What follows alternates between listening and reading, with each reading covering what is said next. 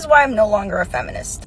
Pretty much I realized that feminism was made to elevate white women, not women that look like me. What drew me to feminism was the idea of equal pay and equal opportunities. When I started looking into the real world, I started to realize that it's all BS. A man with a turban and an Indian accent is less likely to get an executive position than a white woman. Look around you. How many Indian men with turbans and Muslim women with hijabs are on executive teams? Definition is also concerning. Equality rather than equity. It almost seems like the loudest man in the room is what gets to dictate what women and men want. So if the next man decides, I want to walk around with my pee-pee swinging, women are gonna say, well, we want to be equal to that guy, so why don't we also get some stuff? Even if it's not the priority or it's not what we actually want, but because the loudest man in the room said so, we're just constantly trying to keep up. Now, when did Islam come along?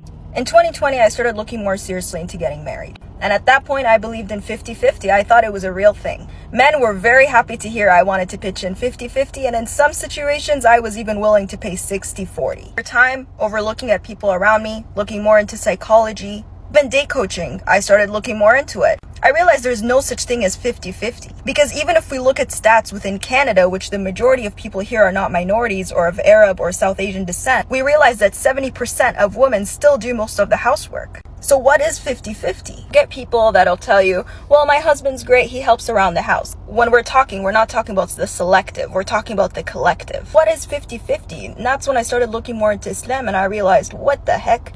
Allah subhanahu wa ta'ala knows how men and women think. Why am I allowing a man-made ideology to tell me how I should live my everyday life when this same ideology changes month over month depending on the loudest person in the room?